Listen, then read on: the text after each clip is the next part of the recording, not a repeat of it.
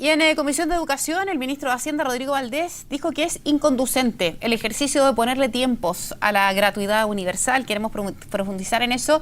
Establecemos comunicación con el diputado Jaime Belolio, que es miembro de esa instancia. Diputado, ¿cómo le va? Gracias por conversar con nosotros.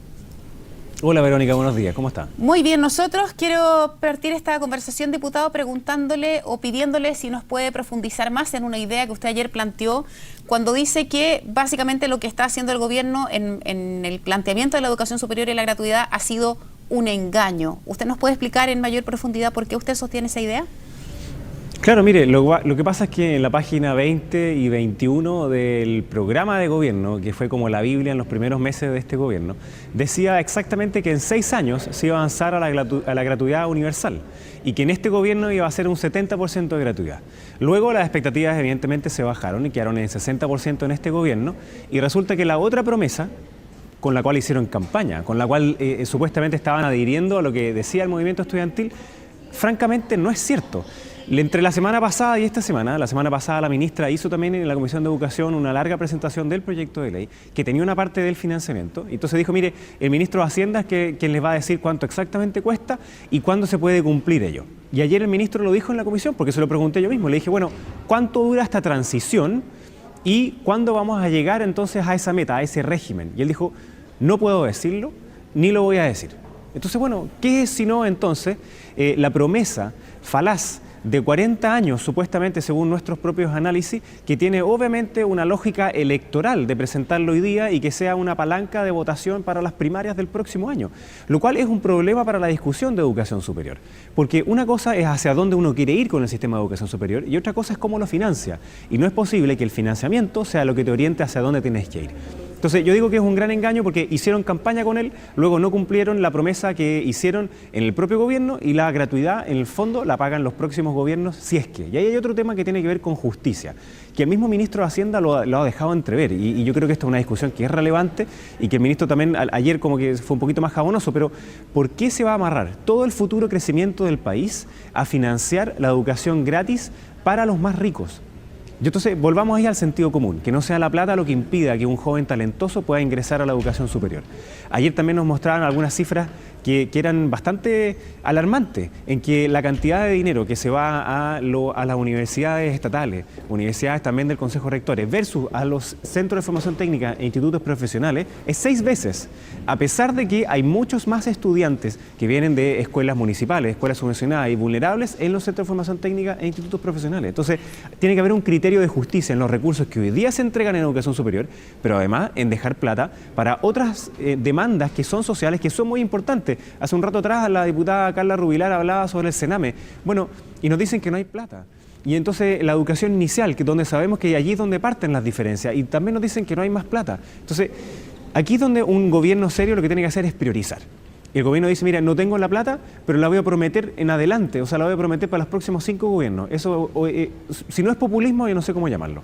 Ahora, ayer el ministro Valdés señaló que, se lo voy a repetir textual, dice, yo creo que la oposición tiene que ser clara sobre si quiere o no gratuidad, y si quiere gratuidad que nos acompañe con ideas de cómo avanzar, incluso mejor que lo que estamos proponiendo, pero no me gustaría, dice él, que aquí armaran monos de paja y entren a pegarle al mono de paja, recalcó el ministro. Eso, de alguna manera, dista un poco de lo que usted me señala que él comentó ahí en la Comisión de Hacienda.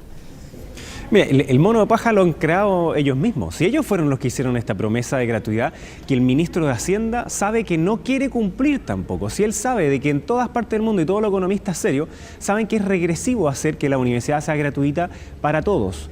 No así para los estudiantes más vulnerables. Nosotros siempre hemos tenido la misma posición, o al menos yo siempre he tenido la misma posición. Que como no sea la plata lo que impide que entre, entonces la gratuidad para los más vulnerables está bien. Sí, y ahora, ¿qué va a pasar? Porque a la luz de los hechos, una de las cosas que llama la atención es que la verdad es que ninguno de los actores del mundo de la educación está conforme. O sea, ni los estudiantes, ni los rectores, ni los docentes, ni los alumnos, en un proyecto que ya por ese solo hecho es curioso. O sea, que no deje contento a nadie, es una cosa extraña. Pero más allá de eso, la pregunta que uno se hace es, ok, puede haber sido que esto efectivamente no se vaya a cumplir como lo plantearon en un principio. Lo que sigue es, bueno, ¿y qué va a pasar?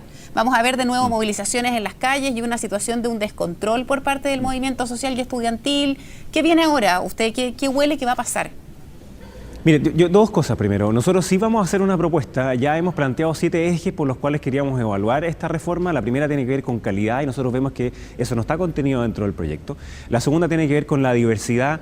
La tercera con la autonomía de las instituciones. Y aquí lo que se ve es una subsecretaría de Educación Superior ultrapoderosa en que va a tener que hacerlo todo. O sea, va a fijar la cantidad de estudiantes, va a fijar los aranceles, va a fijar el marco de cualificaciones, qué es lo que significa cada carrera, va a fijar los aranceles. Entonces, lo va a hacer absolutamente todo y va a ser sin contrapeso. Y obviamente que hoy día hay un grupo de estudiantes, la Confech particularmente, que reclama, pero los reclamos tienen consecuencias importantes, o sea, sus reclamos tienen consecuencias. Por ejemplo, ellos están planteando que el dinero tiene que ir solamente a las universidades estatales. Entonces, yo prefiero que lo digan abiertamente, que no quieren que hayan becas para los estudiantes de las universidades católicas, por ejemplo, que no quieren que hayan becas para los centros de formación técnica o institutos profesionales que no sean los estatales. Hay estudiantes de la Confech que lo que reclaman es que hay demasiadas personas hoy día estudiando en la educación superior y entonces hay que reducir las instituciones y reducir la cantidad de estudiantes. Entonces ellos en el fondo nos están mostrando un modelo que va a elitizar la institución de educación superior, que yo creo que es un tremendo error, al mismo tiempo que suponen esta fe así casi ciega, religiosa, en de que algo por el hecho de tener el root del Estado entonces es de calidad. Y esa es una discusión completamente absurda que mira hacia atrás. Entonces, tiene que haber un mínimo de vista hacia el futuro. Y nosotros te estamos haciendo propuestas en que implica que sí tiene que haber un 60% y hasta inclusive un 70% de gratuidad para los estudiantes más vulnerables, pero no así para los otros. Y que exista un crédito contingente al ingreso es una cuestión que es muy razonable, que además es una política que han seguido en otras partes del mundo. Entonces, esta idea, y hoy día hay una columna de José Joaquín Brunner en el libro que es muy buena en este sentido, esta idea de que Chile tiene un sistema que es terrible, pésimo, y que es casi como una jungla, no es cierto. Entonces, hoy día es un valor que haya más de 1.200.000 estudiantes en la educación superior. A algunos les parece malo, a mí me parece bien de que haya más oportunidades, pero tenemos que apretar mucho más en calidad, para que nadie le hagan trampa. Ese es el punto. Ve a la ministra de Educación respecto de este proyecto y de la forma como se va a financiar. Está claro que el ministro Valdés, usted lo acaba de decir, no puede decirlo, pero pareciera ser que la gratuidad universal tampoco es algo que lo tenga demasiado convencido a él. ¿Qué pasa con la ministra del Piano? Se lo pregunto porque comentarios del Congreso decían que ayer en un minuto le dice a la subsecretaria que siga abordando el tema, dando cuenta de que a lo mejor ella en algunos aspectos pareciera que ni siquiera está tan segura de que este proyecto pueda realmente ser una buena herramienta para mejorar la educación. Mire, este proyecto no lo defiende nadie. Lo que uno esperaría es que el propio gobierno saliera con fuerza y con ganas de decir, mira, este es mi proyecto y está acá y hemos logrado hacer esto. Pero es como el emblema de la división en vez de la colaboración. Por eso que, como usted decía, a nadie le gusta. Y hoy día se enfrentan los rectores estatales de Santiago versus los que están en regiones. El G9, que se llama, que son las universidades privadas, que son del Consejo de Rectores, pero no estatales, divididas entre las católicas y las no católicas, las de regiones versus los de Santiago, los FT, los IP, nadie lo defiende. Entonces, la subsecretaria maneja muy bien el proyecto y maneja también los datos de experiencias comparadas. Entonces, yo creo que hay una alternativa de discutir, por un lado, el sistema y otro lado, el financiamiento. Y lamentablemente, como les decía, hemos estado solamente discutiendo sobre plata, pero resulta que ese es un factor relevante, pero no es el esencial hacia dónde queremos ir en los próximos 20, 30 años. En Europa están discutiendo si las carreras profesionales tienen que durar 3 o 4 años. Están discutiendo, mientras acá duran 7 u 8, están discutiendo si es que la educación online es válida o no, igual que como si estar sentado dentro de una sala de clase. Están discutiendo sobre cómo se hace la transferencia, si es que el conocimiento está solamente reducido en los 3 o 4 años que uno tiene que estar ahí en la institución o no. Entonces, todos esos debates están completamente ajenos de lo que estamos viendo acá. Entonces, a mí me preocupa que al final hagamos toda esta inversión de poner la plata que hoy día ponen los privados por la plata que va a poner el Estado, pero no haya ningún cambio en calidad y más bien haya un retroceso en calidad y se haga una institución mucho más elitizante. Eso sería un grave retroceso y fracaso para Chile. Diputado, ¿qué disposición ve usted en los parlamentarios oficialistas de la nueva mayoría? Porque a veces uno, por lo menos, abriga la esperanza de que, si bien es cierto un proyecto, y lo hemos visto muchas veces en el Congreso en otras materias, entra de una forma y sale de otro, en algunos casos bastante más perfeccionado. ¿Usted siente que hoy día hay suficiente agua en la piscina, por ejemplo, los diputados de la nueva mayoría, para poder corregir o mejorar aquellos aspectos que hoy día parecen no convencer a muchas personas? O sea, yo creo que va a sufrir modificaciones de todas maneras. Ahora, la verdad es que el gobierno ha hecho hace rato el mismo ejercicio, que es que en la Comisión de Educación de la Cámara de Diputados nos tenemos que agarrar a combos cuerpo a cuerpo y después en el Senado van y entonces se ponen así como grandilocuentes y ceden algunas de las cosas que estaban acá. Y eso ha pasado con la reforma a la que le llamaron al final inclusión, la carrera docente, que también cambiaron algunas cuestiones, a pesar de que ahí hicimos un trabajo mucho más consensuado acá.